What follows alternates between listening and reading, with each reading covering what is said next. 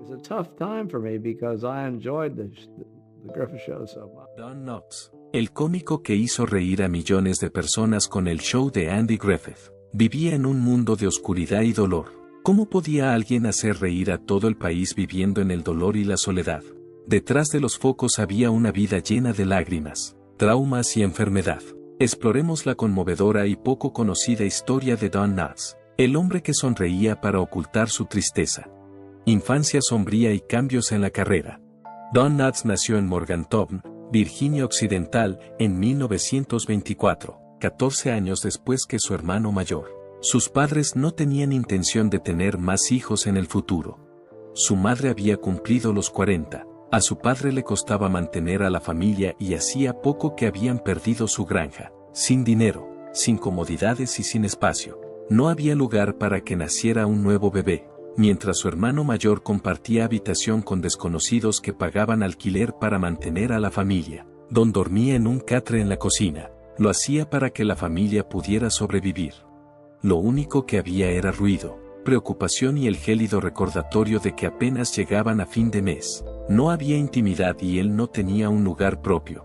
Era de constitución pequeña y estaba enfermo. Llevaba ropa de segunda mano que nunca le quedaba bien.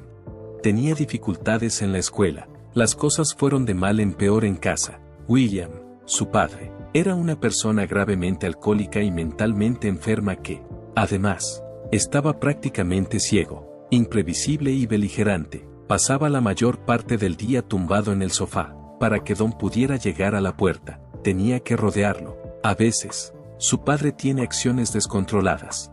Cada día, minuto a minuto, Don se llenaba de temor. La mayor parte del tiempo, se sentía miserable. Su padre falleció de neumonía cuando él tenía 13 años. Fue un acontecimiento triste. Sin embargo, la preocupación no desapareció.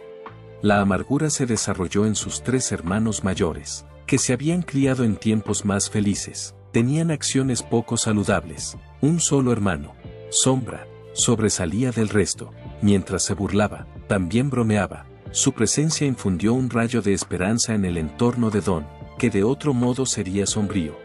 Don se encontró desprovisto del único miembro de su familia que le había hecho reír cuando Sadou falleció a consecuencia de un ataque de asma. Al no tener a nadie de quien depender, Don se encerró en sí mismo. Se inventó sus propios compañeros ficticios. En sus pensamientos, inventó historias para contar. Así lidió con la situación. Después, descubrió la ventriloquia. Tras la construcción de un muñeco al que llamó Danny, empezó a actuar en diversos actos comunitarios, escuelas e iglesias. Tenía solo 15 años. No era solo por diversión. Era un medio de evasión. La gente nunca antes le había aplaudido, así que era una novedad. A pesar de sus esfuerzos, no tuvo éxito en Nueva York. Por ello, regresó a su ciudad natal y se matriculó en la Universidad de Virginia Occidental. Y entonces llegó la Segunda Guerra Mundial. En 1943, cuando tenía 19 años, fue llamado a filas. Los que lo rodeaban lo consideraban instructor de instrucción naval. Don no debía estar en una pelea. Sin embargo, estaba demasiado asustado y delgado. El ejército lo envió al 6817 Batallón de Servicios Especiales, y su principal responsabilidad era proporcionar entretenimiento a los soldados. Stars and Raps era el nombre del programa militar de variedades en el que participó Don mientras estuvo destinado en el extranjero. En sus viajes de isla en isla, contribuyó a mantener la moral. Al principio, utilizaba su muñeco, que se llamaba Danny Hutch Matador. Desde que era un niño, Don se dedicaba a la ventriloquia. Sin embargo, después de 2 años de hacerlo, algo cambió. Ya experimentaba molestias. En lugar de reírse de él, los demás se reían más del muñeco. Danny siguió robándose el espectáculo, a pesar de que se suponía que era su actuación. También era posible que su colega intérprete, Al Checo, lo viera. El hecho de que Don tuviera que jugar un papel secundario a un pedazo de madera estaba empezando a rayar a él. 1945 fue el año en que todo cambió. Por aquel entonces, Don viajaba por el Océano Pacífico Sur a bordo de un barco que se dirigía de regreso a Estados Unidos. En el transcurso de una noche, recogió el maniquí y lo llevó tras de sí. En una declaración posterior, Don declaró que imaginó al muñeco lamentándose al desplomarse. como si estuviera vivo. Sin embargo, no sintió ningún remordimiento por ello. En el futuro, ya no se ocultaría tras un muñeco. En enero de 1946, Don volvió a la Universidad de Virginia Occidental a pesar de estar de vuelta en su ciudad natal. Sus estudios fueron financiados por los programas G.I. Bell, gracias a sus estudios de teatro y a su participación en representaciones. Empezó a perfeccionar el comportamiento inquieto y crispado que más tarde se convertiría en su característica. Esta vez era Don Knotts. No había ningún muñeco de por medio, era solo él. La gente empezó a fijarse en él. Catherine Metz era el nombre de la mujer que conoció en la escuela, en marcado contraste con él. Ella era serena y deliberada en su enfoque. Una segunda persona también estaba comprometida con ella en ese momento. A pesar de ello, Don no se retiró. A pesar de sus esfuerzos, fue incapaz de atraparla. En 1948 se casaron. En el transcurso de ese mismo año, Don completó su diploma en arte dramático. Fue en 1948 cuando Don Knotts partió de Virginia Occidental con un diploma en teatro y una deuda de $100. Solo tenía 24 años. Convertirse en actor era su directa aspiración. Por lo tanto, se subió a un autobús y viajó a Nueva York, con la esperanza de que su historial de proporcionar entretenimiento a los miembros del servicio durante la guerra le permitiera acceder a muchas oportunidades. Sin embargo, la ciudad de Nueva York no le importó. Una tras otra, acudió a audiciones para emisoras de radio. No solo fue rechazado por ellos, fue desatendido por ellos. Los directores no sabían qué hacer con un hombre de mediana edad de Morgantown que se tambaleaba y estaba delgado. Mientras tanto, se había casado recientemente con ¿qué más? Las facturas se estaban recibiendo, hubo una disminución de la confianza. Muy cerca de rendirse, pero los mismos contactos en el ejército que le habían servido de plataforma durante el conflicto acabaron proporcionándole una tabla de salvación. Con el tiempo, consiguió un empleo, aunque no era muy glamuroso, era algo. En 1953, consiguió un papel en la telenovela nacional Search for Tomorrow. Todo cambió por completo. Interpretó a Wilbur Peterson, una figura nada divertida, sino más bien un individuo dañado y neurótico incapaz de comunicarse con nadie más que con su hermana. Para dar vida a Wilbur, Don tuvo que profundizar en su propia historia, que incluía haber crecido en la pobreza con un padre que padecía una enfermedad mental. No cedió, a pesar de lo pesado que era. A lo largo de 2 años, apareció en unos 500 episodios. Siguió adelante a pesar del cansancio o la ansiedad que sentía en ese momento. Los directores de casting le tomaron en serio una vez que fue elegido para ese papel.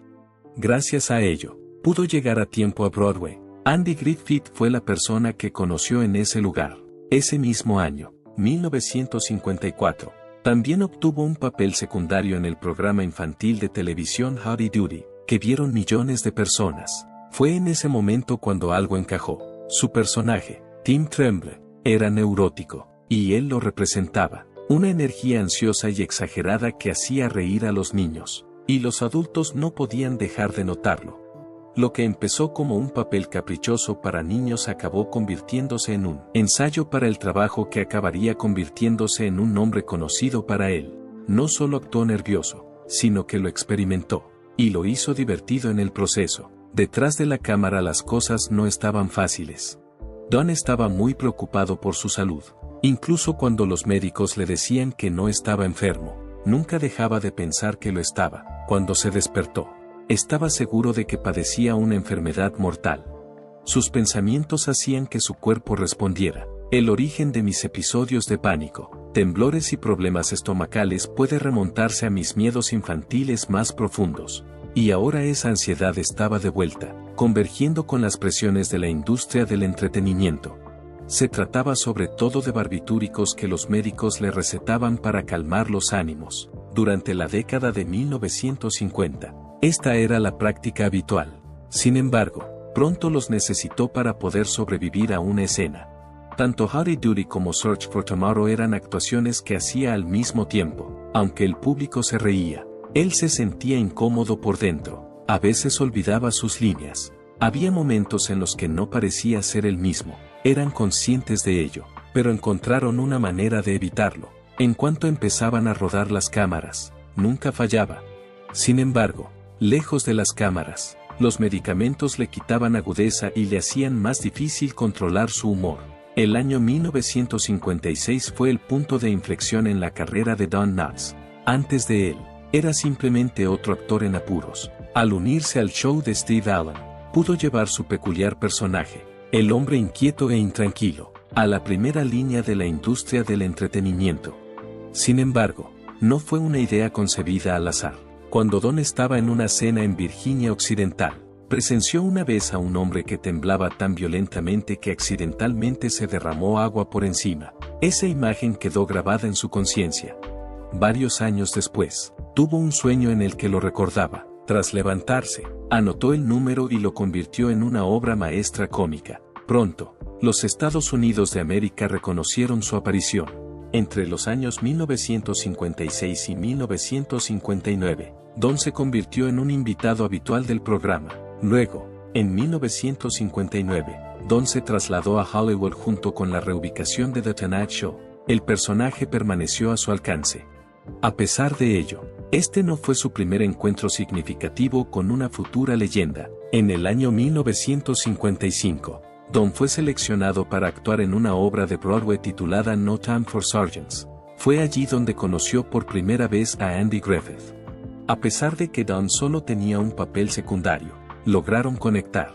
Su química parecía genuina, a pesar de que no pasaban mucho tiempo juntos en el escenario. Por aquel entonces, Don acababa de terminar su servicio militar.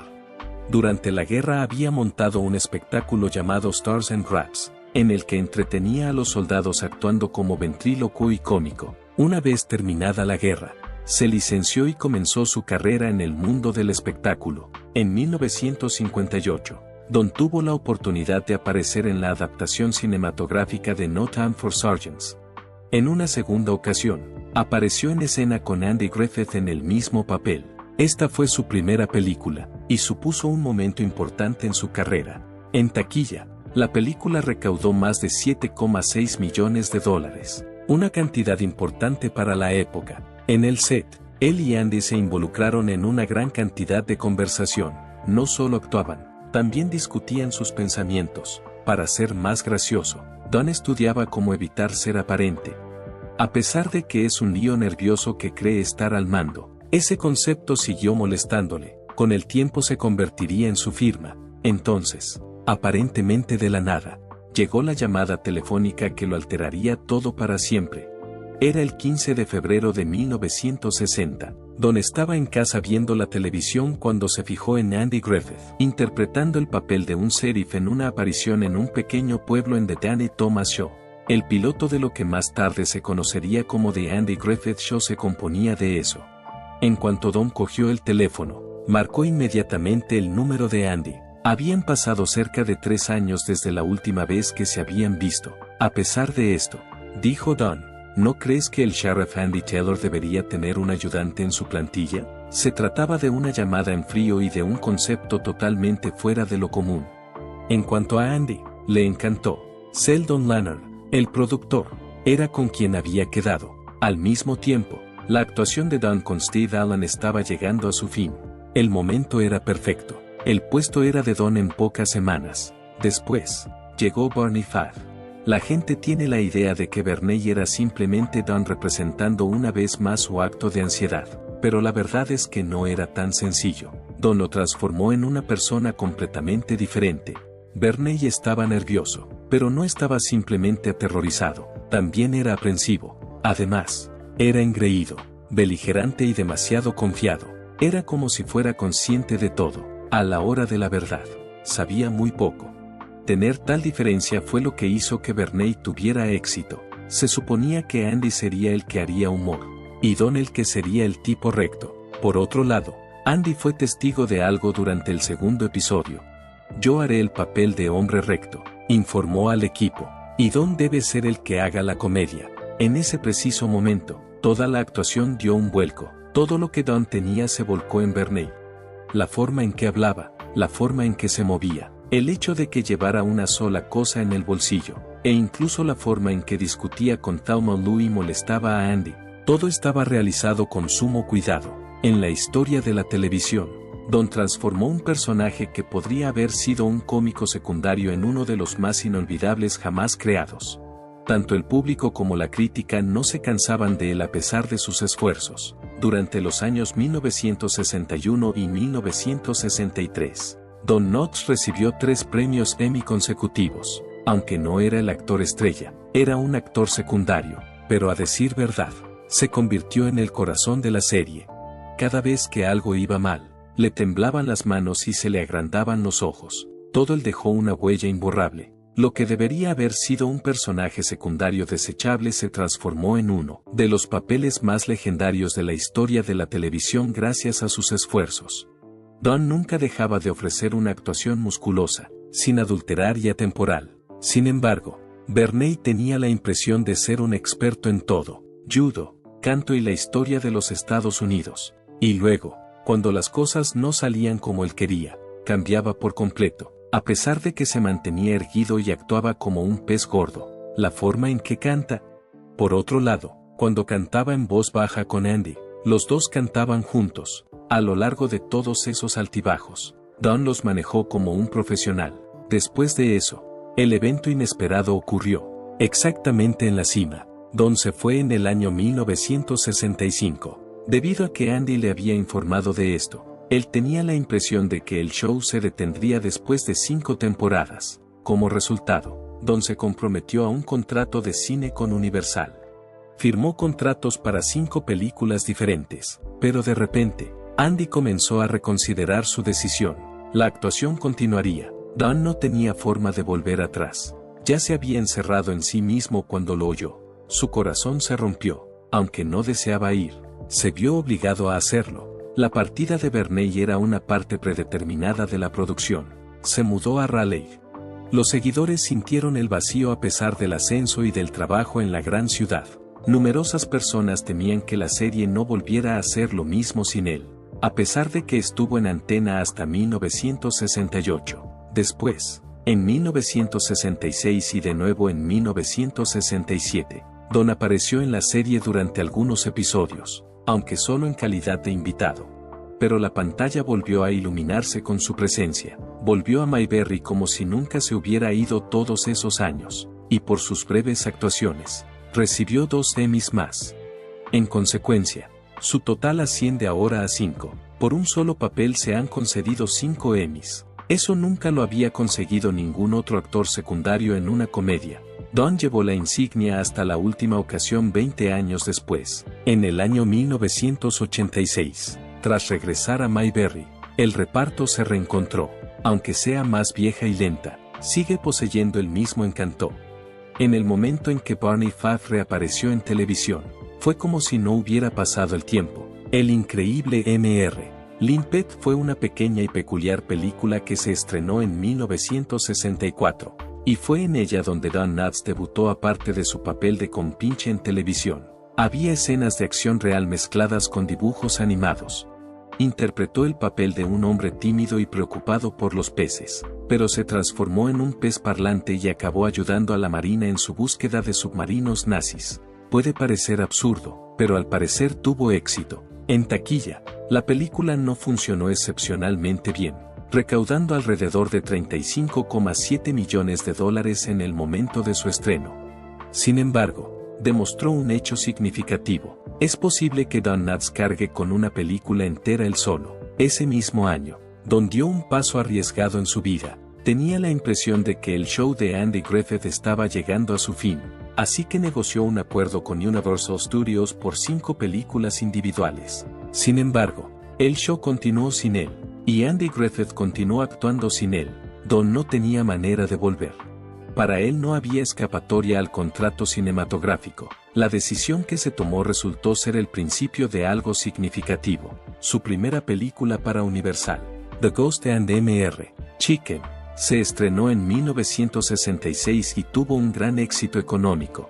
Se produjo con un coste de unos $670,000. Y logró un rendimiento de al menos 5 veces esa cantidad. La película acabó recaudando unos $100,1 millones después de los ajustes, y se situó en el puesto 34 de la taquilla. Debido a su logro, Universal decidió firmarle un contrato por un periodo de 5 años. A partir de entonces, Don mantuvo una racha de imbatibilidad. En la película The Reluctant Astronaut, El astronauta reacio, estrenada en 1967, interpretó el papel de un tipo al que le daban miedo las alturas, pero que sin embargo se vio atraído por el programa espacial. A pesar de que la película se estrenó solo 2 días antes del incidente ocurrido en el Apolo 1, que eclipsó su estreno, contaba con imágenes auténticas de la NASA. Después, en 1968, se estrenó un remake de una vieja comedia de Bob Hope bajo el título The Shakiest Gun in the West.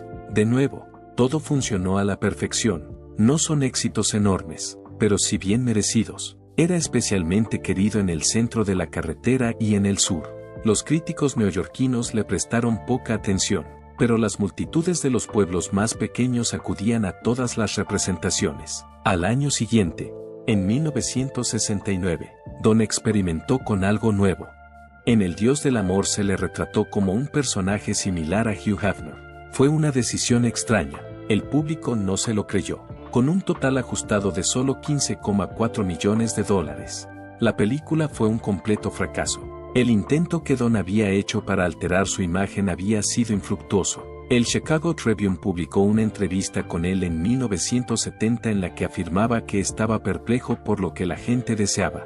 Le preocupaba que el público empezara a desinteresarse por él, ya que representaba una y otra vez al mismo personaje aprensivo. La película How to Frame a Fake, estrenada en 1971, fue su última película bajo contrato con Universal. No solo no obtuvo buenos resultados, sino que se situó en el puesto 86 del año, gracias a sus ganancias ajustadas de apenas $21,6 millones. Al cabo de 5 años, el estudio tomó la decisión de no renovar el contrato. Hollywood estaba experimentando una rápida transformación. Las reglas estaban siendo reescritas por películas vanguardistas como El Graduado, Easy Rider y Cowboy de Medianoche, y el enfoque de comedia limpia de Don ya no era apropiado. Tenía 47 años. Su carrera en la industria cinematográfica empezaba a ser difícil y no sabía qué le depararía el futuro. Sin embargo, no fue el resultado.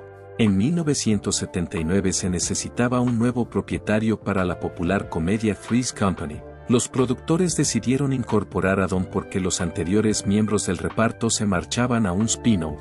Al principio, los actores se mostraron recelosos. El hecho de que Not fuera ya tan conocido fue la razón por la que John Ritter llegó a afirmar que le tenían miedo. Sin embargo, cuando las cámaras empezaron a rodar, todo el mundo se dio cuenta de que Don había aportado algo bastante notable, en particular cuando estaba entre damas. Su nuevo personaje, Ralph Burley, era un individuo ruidoso y llamativo que siempre estaba lleno de sí mismo. Era precisamente esto lo que lo hacía humorístico. A pesar de que creía que era suave, nunca lo hizo del todo bien. No eran simplemente las bromas las que eran graciosas. La gente admiraba su forma de ser. Trajes de vivos colores, enormes cuellos y atrevidos ascots. Sin embargo, la cantidad de entusiasmo que Don aportaba al trabajo era equiparable a esa ropa. En cuanto entraba en una habitación, hacía reír a la gente con expresiones graciosas, utilizando su cuerpo de forma caricaturesca y haciendo reír a los demás. Tras la marcha de Suzanne Summers del programa en 1981, los guionistas empezaron a asignar más chistes a Don. Siguió apareciendo en la serie hasta que se canceló en 1984, momento en el que su personaje cobró aún más importancia. Después de eso, Don no desapareció como se esperaba. En el año 1987, apareció en otra sitcom, donde interpretó el papel de un director de escuela durante el resto de la temporada. Un año más tarde, se convirtió en miembro de Matlock y empezó a trabajar de nuevo con Andy Griffith, exactamente igual que había hecho en el pasado. También se dedicó a la actuación de voz, en particular la voz de una versión animada de sí mismo que apareció en las películas más recientes de Scooby-Doo. En 1970, incluso tuvo su propio programa de variedades, que solo duró unos pocos episodios. Además, si usted era telespectador durante esa época, podría haberle visto actuando como estrella invitada en otras series muy conocidas, como Here's Lucy o The Bill Cosby Show. Sin embargo, detrás del humor se escondía una historia totalmente distinta. triste vida después del humor. Su infancia estuvo llena de tristeza, además de tener graves problemas con su salud mental. Su padre, Jesse Don, se lo recordó posteriormente su madre cuando ya era adulto. Ella le preguntó, ¿recuerdas cuando llevabas pañales y las acciones de tu padre? En 2 ocasiones distintas, Jesse fue ingresado en un centro de salud mental. Don no empezó a tener un sentido de la libertad hasta que solo tenía 13 años. Cuando falleció, cuando lo hizo, empezó a ser más abierto, a intentar ser gracioso y a desarrollar la personalidad que acabaría haciéndole famoso. A pesar de ello, las cicatrices permanecían. Karen, la hija de Don, declaró que su padre mostraba una amplia gama de emociones. Durante muchos años, luchó contra la depresión. Tenía la capacidad de quedar atrapado en sus propios pensamientos y ser incapaz de liberarse de ellos. Incluso en épocas de gran éxito, luchaba con frecuencia contra sentimientos de insuficiencia. Según el cuñado de Don, este siempre ha tenido la sensación de no ser lo bastante bueno, a pesar de que sus seguidores le adoraban. De la fama, los premios y las risas. Ninguna de estas cosas pudo aliviar totalmente la angustia que arrastró durante su juventud. La angustia, la pena y la duda estaban siempre presentes. Simplemente se ocultaban bajo la sonrisa. Siempre estaban ahí. En 1979, Don Knotts estaba funcionando a un gran nivel, en el papel del excéntrico casero Ralph Foley. Se había incorporado recientemente al reparto de la popular comedia Three's Company, que había hecho reír a millones de personas. Sin embargo, todo cambió entre bastidores cuando recibió una noticia. Estaba perdiendo visión. A Don le diagnosticaron degeneración macular cuando solo tenía 57 años. Le costaba leer correctamente los guiones. Le costaba reconocer las caras de la gente. El propio acto de conducir se volvió peligroso, teniendo en cuenta que era un tipo cuya mirada de ojos grandes le había dado fama. Se trataba de algo más que un simple problema de salud. Empezó a retraerse, se sentía infeliz y se volvió gruñón. Según su esposa, Laura Lee, desarrolló una obsesión enfermiza por conseguir todo lo que podía antes de perder la vista definitivamente. Ya no era el mismo hombre que había sido. Incluso su hija Karen se dio cuenta de que se había vuelto más frágil. Según ella, su estado de ánimo cambiaba tan rápidamente que las personas que estaban a su alrededor no sabían qué esperar. Como le invadían la ansiedad y los pensamientos, permaneció en cama varios días. Cuando estaba en el plató, tenía ansiedad antes de las escenas, y de vez en cuando se encerraba en su camerino. Tenía aún más preocupaciones como consecuencia de sus dificultades de visión. De hecho, desde que era pequeño, siempre lo había pasado mal. Entonces, como por milagro, un rayo de optimismo brotó de la nada. En los alrededores de 1982, se le presentó la oportunidad de someterse a una forma innovadora y potencialmente peligrosa de cirugía ocular. Don se arriesgó, aunque no recuperó totalmente la vista, mejoró hasta el punto de que pudo reincorporarse a su trabajo. Fue un alivio para él, experimentó una sensación de vitalidad. Siguió haciendo bromas durante un rato, sonrió aún más. Según el New York Times, llegó a afirmar que un ciego lo dejaría todo por ver de la forma que aún podía. Sin embargo, ya era demasiado tarde para deshacer el daño. Su matrimonio fue incapaz de soportar la convulsión que sufrió a lo largo de aquellos años. Su segunda esposa, Laura Lee, había demostrado una gran paciencia.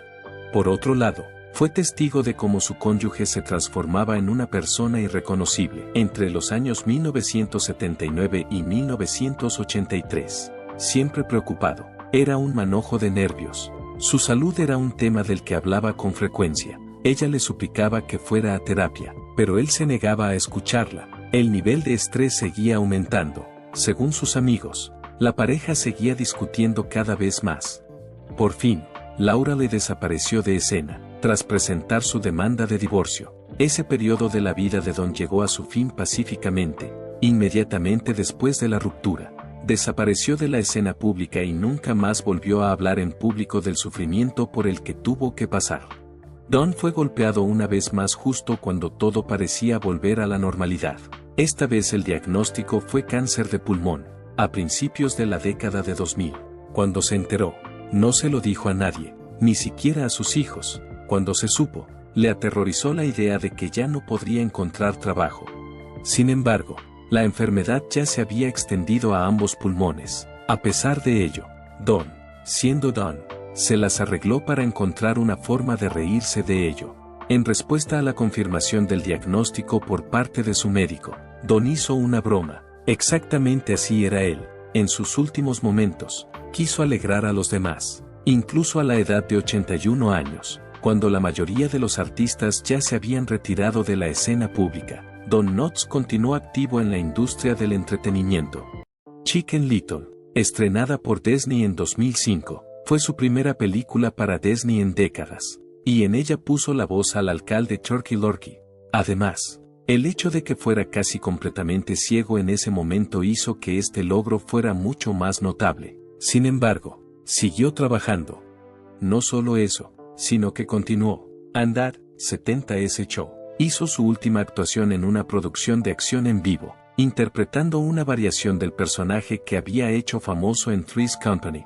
También puso voz a Wormy en la serie de animación Hermey y sus amigos. Además, grabó una última actuación como un perro llamado Sniffy en la película Our Buddies, que se estrenó después de su fallecimiento. Don Knotts nunca decidió dejar de actuar, ni siquiera cuando su salud empezó a deteriorarse. Su carrera profesional había comenzado en 1941 y, a pesar de los 65 años transcurridos, seguía arrancando sonrisas a los espectadores. Andy Griffith, el amigo más antiguo de Don, estuvo presente durante sus últimos años, lo que hizo que el impacto emocional de aquellos años fuera mucho más profundo. Ambos trabajaban en una producción de Broadway llamada No Time for Sergeants cuando se conocieron por primera vez en el año 1955. Estos dos jóvenes del sur solo esperaban triunfar en la industria del entretenimiento. Ese único trabajo acabó convirtiéndose en una amistad para toda la vida. Varios años después, cuando trabajaban en The Andy Griffith Show, Andy alteró literalmente toda la estructura del programa para que Don fuera el gracioso. Eran tan cercanos el uno al otro. Cuando Don se enfermó, Andy no se retiró de la situación. Fue su última visita al hospital, y voló para verle. Más que un simple coprotagonista, era un miembro de la familia. Andy, ex cuñado de Don, fue la última persona más allá de la familia inmediata de Don que le hizo una visita antes de fallecer. Según la información proporcionada por Andy, quien mejor lo expresó fue Ron Howard, que había crecido viéndoles en el plató.